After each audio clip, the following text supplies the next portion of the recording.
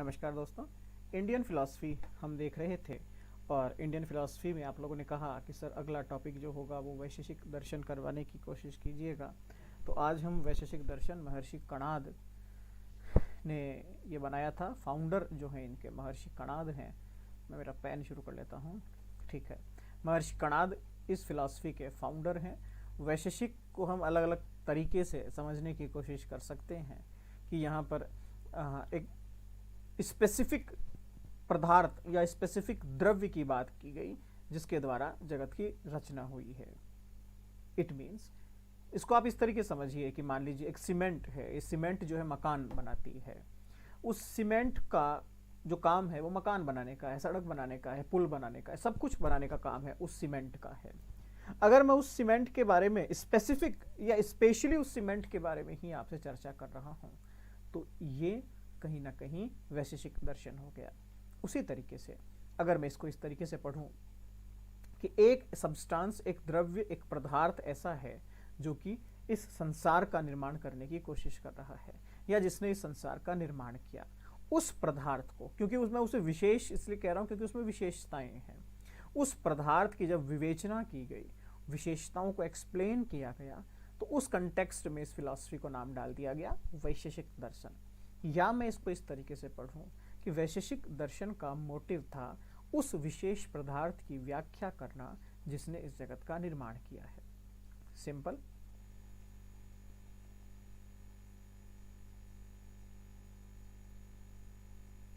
पदार्थ क्या है? ठीक है, वैशेषिक दर्शन का मानना है कि पद का जो अर्थ है वही पद आर्थ है। वैशेषिक दर्शन में भी मोक्ष को ही जीवन का परम और आध्यात्मिक लक्ष्य माना गया कि मोक्ष ही मेरा परम लक्ष्य है और मोक्ष ही मेरा आध्यात्मिक लक्ष्य है। तो परम आध्यात्मिक लक्ष्य माना गया और मोक्ष की प्राप्ति के लिए तत्व ज्ञान को आवश्यक माना। मोक्ष की प्राप्ति के लिए तत्व ज्ञान को आवश्यक माना। तत्वों का ज्ञान, कितने प्रकार के तत्व हैं, कितने तत्वों से संसार का निर्माण हुआ है, कितने तत्व पाए जाते हैं, कितने तत्व हो सकते हैं, कितने तत्वों की संभावना है, वॉट एवर, इन सब की जो ज्ञान होगा आपको वही मोक्ष के लिए जरूरी है। शिवादित्य ये वैशेषिक दर्शन के एक बहुत बड़े, मैं कहूँ कि दार्शनिक रहे हैं या सक्सेसर रहे हैं महर्षि कणाद के। सीक्वेंस को या क्रम को मैं जब देखता हूँ तो उनके सप्त पदार्थ के अनुसार यथार्थ ज्ञान को प्राप्त करने के जितने भी विषय हैं जो यथार्थ ज्ञान के पास मुझे लेके जाते हैं वो सब पदार्थ हैं। एक और इनके फिलोसोफर हुए प्रशस्तपाद, वो कहते हैं कि पदार्थ वो है जो सत्य है, जो ज्ञेय है, जो अभिज्ञेय है। जो सत्य है मतलब जो हमेशा रहता है, ज्ञेय जिसे जाना जाएगा, ठीक है, और जिसे उसी के द्वारा भी हम जान सकते हैं, वही कहीं ना कहीं पदार्थ है। वैशेषिक दर्शन के अनुसार जिसका भी अस्तित्व है या जो भी सत्य है वह 7 अलग अलग अलग अलग पदार्थों में से किसी ना किसी एक का कॉम्बिनेशन ही होगा। मतलब इन 7 में से कुछ ना कुछ उसमें हमेशा पाया जाएगा। सिंपल। जैसे कि द्रव्य, पहला है द्रव्य। द्रव्य के भी फिर अलग अलग 9 प्रकार हैं।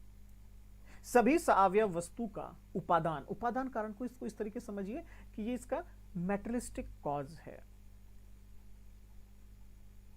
मिट्टी से बनता है गमला, तो मिट्टी जो है वो उपादान हो गया, रॉ जो है एकदम कच्चा माल जो है। तो सभी वस्तुएं जो है सअवयव, अवयवों के साथ जो वस्तुएं मिलकर बन रही है, जो फाइनल स्टेज में पहुंच रही है, उनका उपादान कारण वैशेषिक कहता है द्रव्य है। अगर मैं केवल भौतिक वस्तुओं की बात करता तो शायद मैं भौतिक तत्वों की बात करता, लेकिन यहां भौतिक वस्तुओं के साथ अभौतिक वस्तुएं, जीव अजीव सभी की बात की गई है। तो सभी में ये 9 प्रकार के द्रव्य हैं। मन है, आत्मा है, काल मतलब, इसको हमेशा ध्यान रखिएगा, आपका कंसेप्ट चलता है स्पेस और टाइम का। काल का मतलब होता है टाइम और दिक का मतलब होता है स्पेस। आकाश, वायु, जल, अग्नि, धरती, ये तो आपके पंच तत्व हो गए, या मैं कहूं पंच भौतिक तत्व हो गए, पृथ्वी, अग्नि, जल, वायु, आकाश। इन 5 के अलावा 4 के अंदर 2 हो गई स्पेस और टाइम, एक हो गया मन और एक हो गई आत्मा। कुछ लोगों को बड़ी कंफ्यूजन रहती है, सर मन और आत्मा में डिफरेंस क्या है? मन मीन्स माइंड, बुद्धि, बुद्धि जो जज करेगी, जो जज कर सकती है। आत्मा, आत्मा मीन्स कॉन्शियसनेस, चेतना। इनमें से आकाश के अंदर परमाणुओं को स्वीकार नहीं किया गया। आकाश में कोई परमाणु नहीं होगा, हालांकि बाकी सब में परमाणु होंगे, और ये परमाणु नित्य होंगे, हमेशा पाए जाएंगे, कंटिन्यूअस फॉर्म में होंगे। लेकिन परमाणुओं के संयोग से जो कुछ भी बनेगा वो अनित्य ही होगा। समझने की कोशिश कीजिएगा। मान लीजिए ये 2 परमाणु मैंने मान लिए, प्लस और माइनस। ऐसे बहुत सारे परमाणु में जोड़ देता हूं, बहुत सारे परमाणु में जोड़ देता हूं। फाइनली इतने सारे परमाणु मैंने जोड़ दिए कि इन्होंने मिलकर एक डब्बे का या एक बॉक्स का निर्माण कर दिया। सिंपल, समझ में आ रहा है आपको? एक बॉक्स का निर्माण कर दिया। क्या ये बॉक्स हजारों, करोड़ों, लाखों सालों तक ऐसा ही रहेगा? आप कहेंगे नहीं सर, ये बदलता रहेगा, टूटता रहेगा, बिखरता रहेगा, और बड़ा बन जाएगा, और छोटा बन जाएगा, लेकिन जैसा है वैसा नहीं रहेगा। चलिए ठीक है, तो क्या प्लस और माइनस भी बदल जाएंगे? सर नहीं, प्लस माइनस नहीं बदलेंगे। प्लस और माइनस का जो कॉम्बिनेशन है, जो संयोजन है उनका, जो आपसी जुड़ाव है उनका, वो हो सकता है टूट जाए, वो हो सकता है बन जाए, लेकिन ये प्लस और माइनस हमेशा चलते रहेंगे। प्लस प्लस की जगह हमेशा फिक्स है, माइनस माइनस की जगह हमेशा फिक्स है, इनमें परिवर्तन नहीं होगा। तो यही बात की जा रही है, परमाणु के संयोग से जो बनेगा वो हमेशा अनित्य होगा। संसार की समस्त वस्तुएं इन्हीं अलग अलग भूतों के संयोग से बनी है। वैशेषिक कहते हैं कि द्रव्य के ऊपर ही उसके गुण और उसके कर्म निर्भर करते हैं। अब आप पूछेंगे सर गुण, गुण का मतलब क्या है? तो वैशेषिक दर्शन के अनुसार जो गुण है, तो गुण के बारे में जब हम चर्चा करेंगे तो कणाद या महर्षि कणाद जिन्हें हम कहें, इन्होंने 17 अलग अलग तरह के गुणों का वर्णन किया है। हालांकि ये 17 फिक्स नहीं थे, धीरे धीरे धीरे धीरे इनमें चेंजेस होना शुरू हुए, और प्रशस्त पाद तक जब हम पहुंचे, नाम हालांकि आपके लिए बहुत ज्यादा जरूरी नहीं है, लेकिन अगर आपको याद हो जाते हैं तो बहुत अच्छी बात है। कणाद ने ये थ्योरी शुरू की 17 गुणों के साथ, और प्रशस्त पाद जब आए उन्होंने 7 और जोड़ दिए, तो 24 गुण जो हैं अलग अलग, वो यहां पर शामिल हैं। कौन कौन से गुण हैं? अब ये सारे गुण मेरे हिसाब से आपने सुने भी होंगे और आप शायद जानते भी हों, कहीं से भी आप शुरू कर दीजिए। चलिए हम स्पर्श से शुरू कर देते हैं।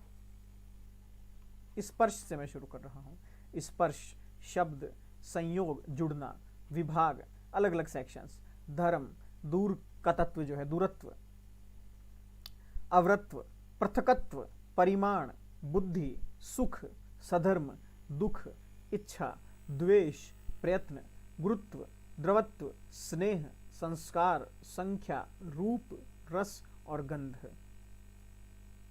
सारे अगर आपको याद हो जाते हैं तो बहुत अच्छी बात है। अगर नहीं होते हैं तो आप आंसर राइटिंग में इस तरीके से लिख सकते हैं कि महर्षि कणाद ने 17 और प्रशस्त पाद ने 24 गुणों का वर्णन किया है। अगर आपको याद रहते हैं तो 24 आप लिख दीजिए, नहीं रहते हैं तो इसमें आप इस तरीके से कह सकते हैं कि इन गुणों के अंदर द्रव्य के वो लगभग लगभग सभी गुण हैं जो एक द्रव्य अपने जीवन काल में या इस भौतिक जगत में प्रदर्शित करता है, जिनके अंदर उसका संयोग, उसका विभाजन, उसका निर्माण, उसकी विशेषताएं सभी कुछ शामिल है। इतना ही नहीं, द्रव्य के गुणों के अंदर कणाद और प्रशस्त पाद ने सुख तथा दुख को भी शामिल किया था।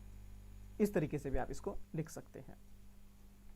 कर्म, अब कर्म तो आप जानते ही हैं, कर्म और क्रिया का जो आधार है, जो बेस है, वो द्रव्य ही रहेगा। कर्म मूर्त द्रव्यों का गतिशील व्यापार है। मूर्त और अमूर्त दो चीजें हैं। मूर्त का मतलब हो गया जिसका आकार है, जिसका एक आकार है।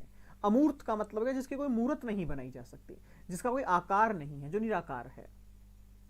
तो जिन जिन जिन जिन द्रव्यों का आकार है, जिनकी शेप है, जो मूर्त है, उनका ही एक व्यापार है। गतिशील मतलब एक मूवेबल, एक उनका प्रोसीजर है कर्म।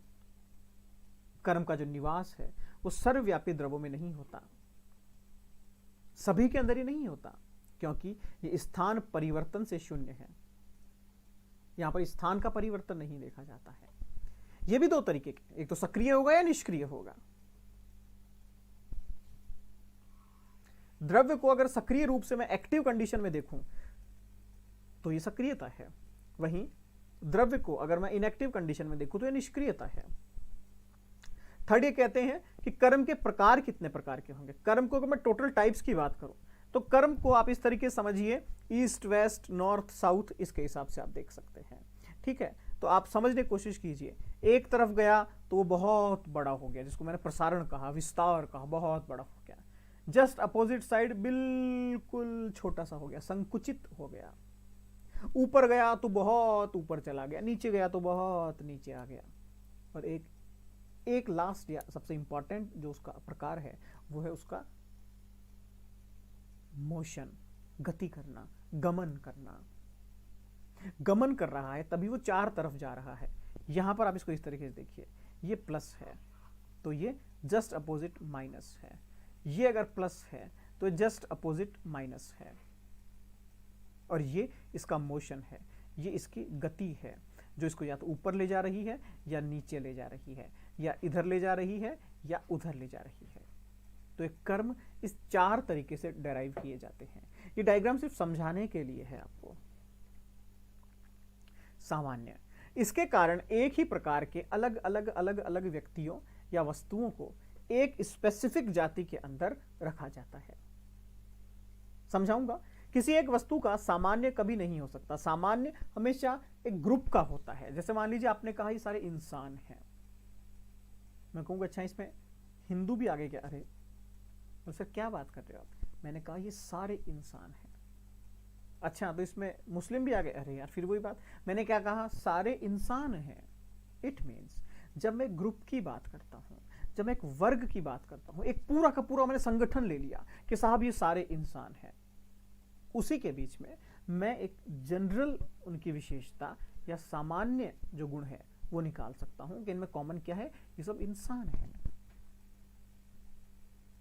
जैसे आपने कहा ये सब हिंदू हैं, तो मैंने कहा अच्छा इसमें क्षत्रिय आ गए क्या? अरे आप कहेंगे सर क्यों पागलों जैसी बातें करते। जब मैंने कहा क्षत्रिय, जब मैंने कहा वैश्य, मैंने क्या कहा? हिंदू आ गए। तो क्षत्रिय और वैश्य की यहां बात नहीं है।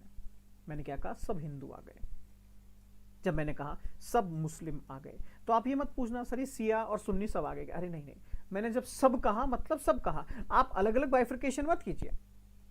सामान्य तत्व तभी निकाला जा सकता है जब एक वर्ग, जब एक मैं कहूं एक ग्रुप आपके सामने हो, मतलब सिंगल नहीं होना चाहिए। सामान्य जो द्रव्य है वो गुण और कर्म के अंदर ही रहता है। सामान्य जो गुण है वो वास्तविक है, फिर भी ये अन्य व्यक्तियों और वस्तुओं के समान स्पेस और टाइम के अंदर कभी वेरी नहीं करता। क्यों? बेसिकली अगर इसको मैं देखूं तो ये एक जस्ट इमेजिनेशन की तरह काम करता है, ये रियल कहीं ना कहीं नहीं है, इसलिए स्पेस और टाइम के ऊपर बेस्ड नहीं है।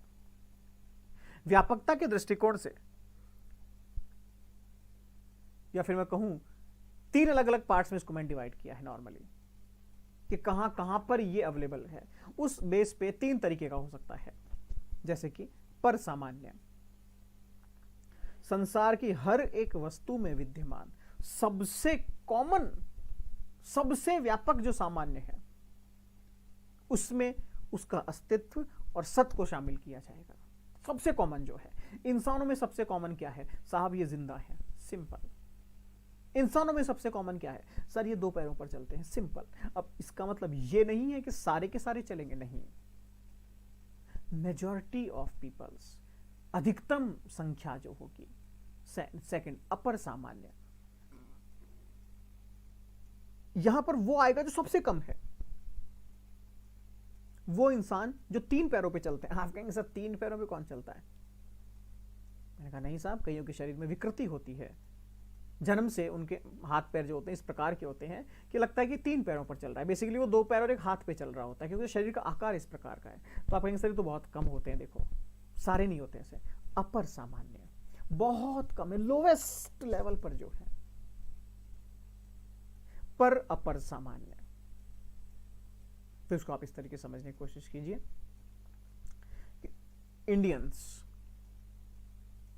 बहुत कम है क्या? नहीं सर बहुत कम तो नहीं है। बहुत ज्यादा है क्या? अरे नहीं सर बहुत ज्यादा भी नहीं है। तो फिर ठीक ठाक है। पर सामान्य, फिर से करते हैं पर सामान्य। जब एक ग्रुप की मेजॉरिटी, अधिकतम की बात जब मैं करूंगा, जो कॉमन है, अधिकतम जो कॉमन है, मतलब अधिकतम लोगों में जो कॉमन है। मान लीजिए मैंने कहा कि साहब इस ग्रुप के अंदर कितने लोग हैं जो इंडिया से हैं, तो आप कहेंगे सर लगभग सारे ही इंडिया से हैं, 99% लोग इंडिया से हैं। पर सामान्य, अपर सामान्य। आप कहेंगे नहीं सर ये एक लड़का नेपाल का भी है। अपर सामान्य, ग्रुप में लोएस्ट है बट अवेलेबल है। पर अपर सामान्य, सर ये 3 लड़के हैं, ये बॉर्डर के हैं, इंडिया के हैं भी और नहीं भी है, ये बॉर्डर पे रहते हैं। 0 है क्या? नहीं सर कुछ है। 1 है क्या? नहीं सर 1 से ज्यादा है। 10 है क्या? नहीं सर 10 से कम है, बीच में है ये। तो पर अपर, अपर पर सामान्य। ठीक है, याद रहेगा। चलिए, विशेष वह जो एक ही प्रकार के 2 अलग अलग परमाणुओं के बीच में उन्हें डिवाइड करने का काम करता है, विभेद करने का काम करता है। समवाय, संबंध की बात करेगा, रिलेशन की बात करेगा। सदैव जो साथ रहेंगे उन पदार्थ के बीच में संबंध को समझाने की कोशिश करेगा। एक दूसरे पर निर्भरता की बात करेगा। आग, जो धुआं है साहब वो आग पर निर्भर है। फल जो है वो वृक्ष पर निर्भर है। वृक्ष जो है जमीन के ऊपर निर्भर है। धरती जो है वो धरती के ऊपर निर्भर है। धरती जो है वो आकाश के ऊपर निर्भर है। आकाश जो है वो ब्रह्मांड के ऊपर निर्भर है। निर्भरता, निर्भरता, निर्भरता, निर्भरता, निर्भरता। अभाव, ये तो नाम से ही समझ में आ रहा है आपको। न्याय वैशेषिक ने अभाव को भी एक द्रव्य माना है, एक पदार्थ माना है, कि यहां कोई मौजूद नहीं है, ये नहीं होने का भी ज्ञान हमें होगा। नेक्स्ट आता है परमाणुवाद। ये वो लगभग हमने कितने तत्व पढ़े देखिएगा? अभाव, समवाय, विशेष, सामान्य, कर्म, गुण,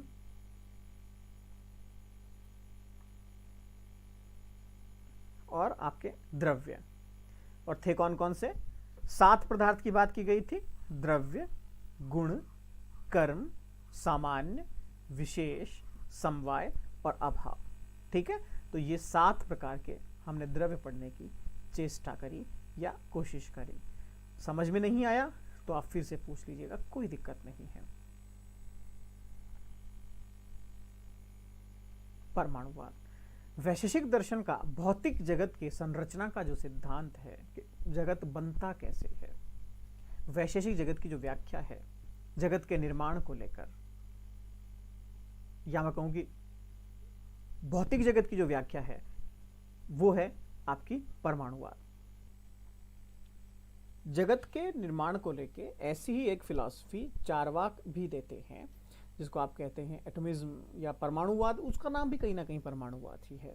मुद्दा इतना सा है कि वैशेषिक दर्शन जो है भगवान को भी मानता है, ईश्वर को भी मानता है, तो उस तरीके से थोड़ा सा कंसेप्ट आपका चेंज हो जाता है।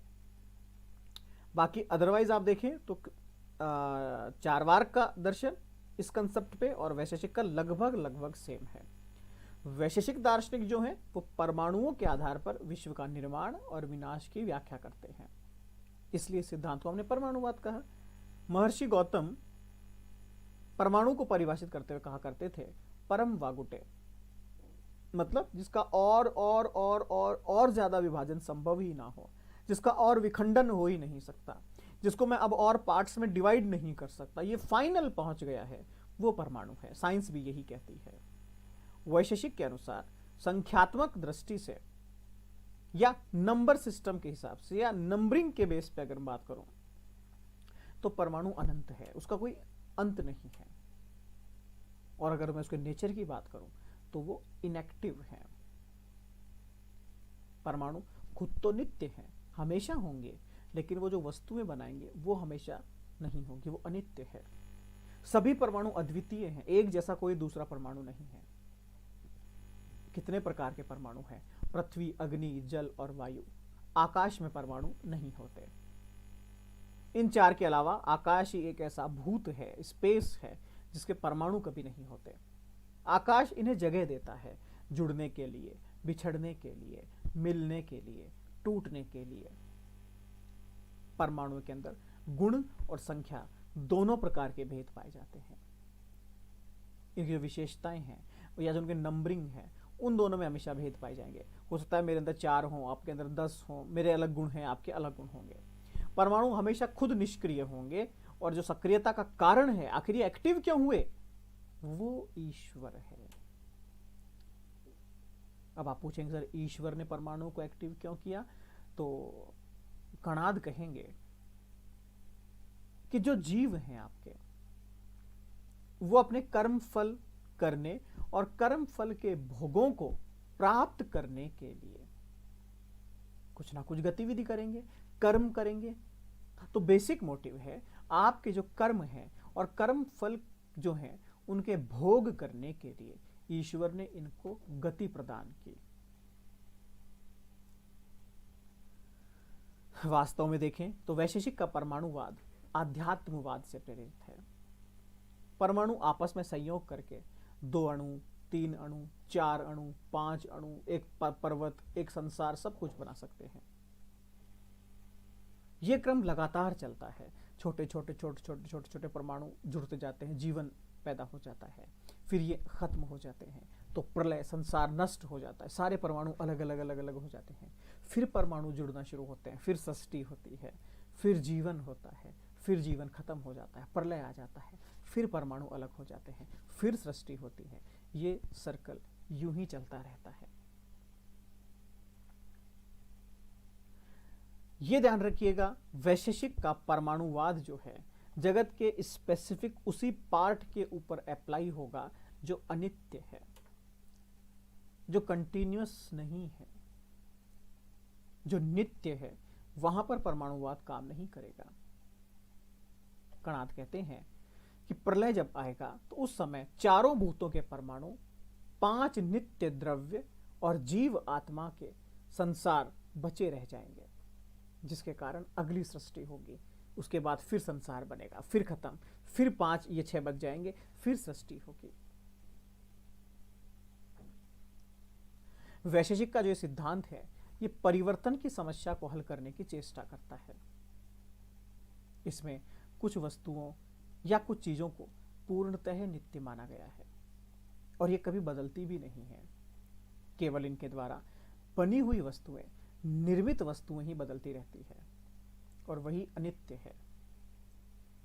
हालांकि वैशेषिक का परमाणुवाद दार्शनिक या दार्शनिकों की कसौटी के ऊपर खरा नहीं उतरा और इसकी कुछ कमियां बताई लोगों ने, जैसे कि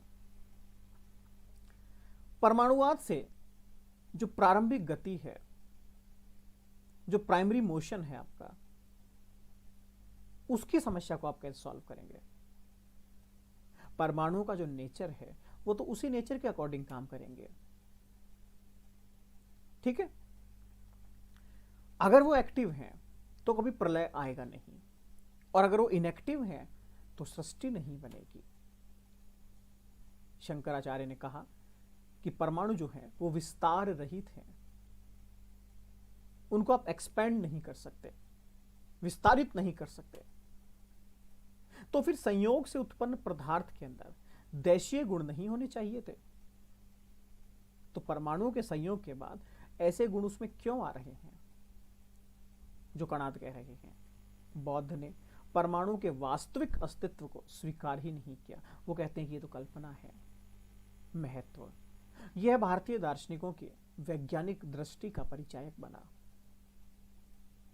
इन्होंने ईश्वरवाद और अनीश्वरवाद दोनों को कहीं ना कहीं फॉलो करते हुए कदम आगे बढ़ाया। इसको इस तरीके से मैं कहूं, इन्होंने स्पिरिचुअलिटी और साइंस दोनों को मिलाकर आगे बढ़ने की कोशिश की। ये जगत की अनित्य और साअवयव वस्तुओं की उत्पत्ति और प्रलय की व्याख्या करता है। कल हम बौद्ध दर्शन देखेंगे, और कल की क्लास से पहले हम जो डाउट होंगे बच्चों के उसको भी डिस्कस करने की कोशिश करेंगे। धन्यवाद।